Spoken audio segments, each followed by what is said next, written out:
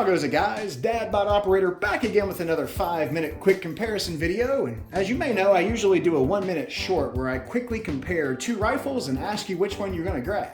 But there's just not enough time during that 1 minute to go into the details and features of both rifles. So I like to do a little 5-minute companion comparison video where I break down a few more of the details, and then at the end I'm going to ask you if you can only grab one of these two rifles from now until the end of your days.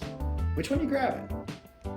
Up first is this highly modified, some would even say tricked out, Ruger AR556. As the name may let on, it's chambered in 5.56, and this was a bone stock rifle when I first got it. I'm talking plastic handguard, A2 front sight post, A2 grip, and stock.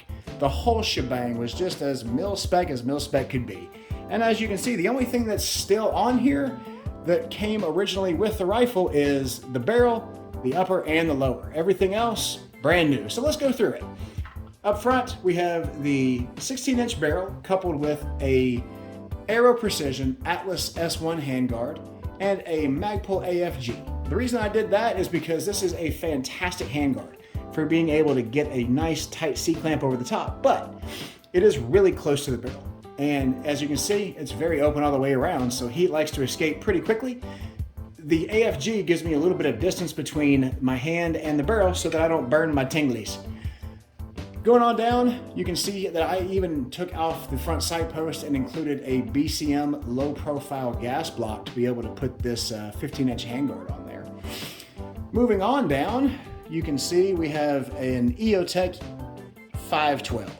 The reason I went with the 512 is because AA batteries are pretty prevalent, and in the end of the world type scenario, I want prevalent.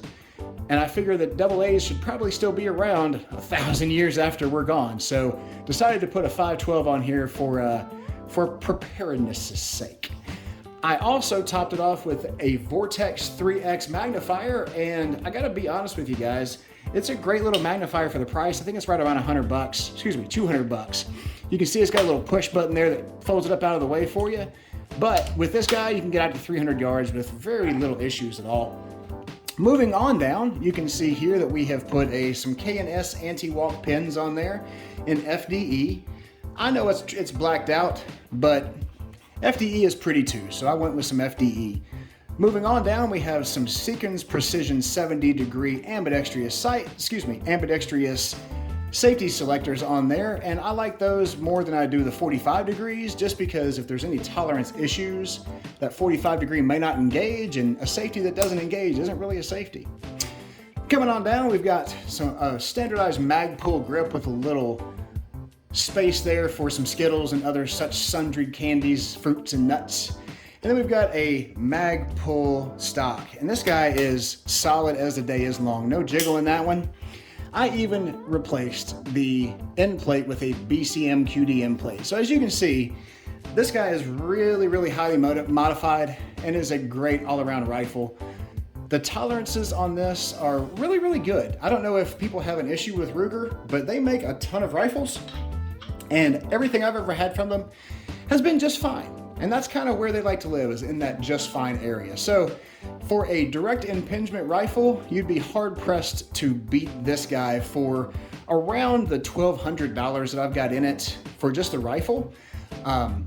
The optics are obviously going to add a little bit more to it, but you can see here I also put an Aero Precision nickel boron bolt carrier group in there just to help make it nice and slippery, and topped it off with a Radiant Raptor charging handle and stuck a CMC 3.5 pound trigger in there. And let's go through it real quick. That trigger has no take up at all, you can see. And if you push too hard at all, it goes. 3.5 pounds is not much.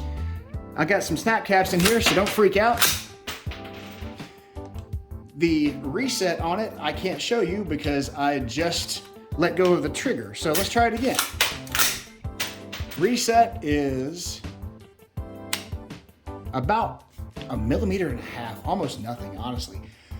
All around, I think that the parts that I put on this are really, really high quality, and I would put this up against any $1,400 rifle any day. Next up, the Piston Daddy the king of all piston rifles, the Sig MCX Virtus. This is also chambered in 556. As you can see, a very, what I like to call vertically robust handguard on here. That guy is bomb-proof. You'd be really hard-pressed to do anything to mess this handguard up. They did throw in a nice little 3-prong flash hider on the end as opposed to the normal A2. It does have an adjustable gas block in there for adverse settings, also known as shooting suppressed. Nice QD attachment point there as we're moving it on down, and EOTech EXPS3. Just a great holographic optic. I know that the HoloSuns look a lot clearer, but these EOTechs, you can shoot them with a Stinger missile and it's probably still going to be okay. It is a really, really robust platform, and so I love to stick with EOTechs or aim points when I can. Moving on down, we have a fully ambi lower. You can see here, ambidextrous mag release, ambidextrous bolt catch and release, ambidextrous safety selector. Flipping her over here, we are missing the bolt release and catch on this side. So fully ambi with the exception of the bolt catch and release on that side.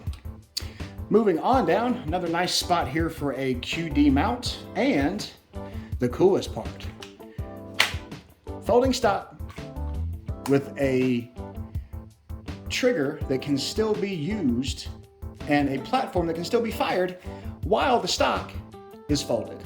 To me, that is a really brilliant idea, and the configuration they have for the bolt in this is genius. You can see why the military has chosen to go with Sig for their spear lineup, because the setup on this is just exemplary. Fit and finish on this is super high quality. The Cerakote is really, really nice and evenly applied.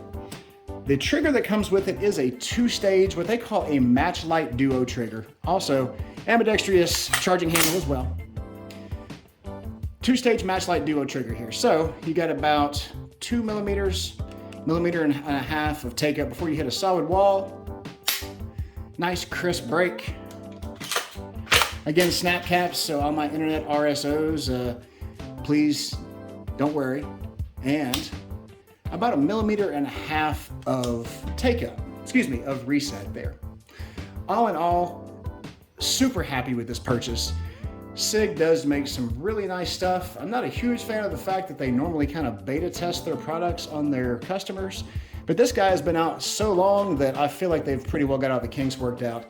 Now, since I went and bought this right before the Spear LT came out, it looks like I'm gonna have to spend some more money with them. So, that's the breakdown, guys. If you can only choose one of these 2 rifles from now until the end of your days, which one you grabbing?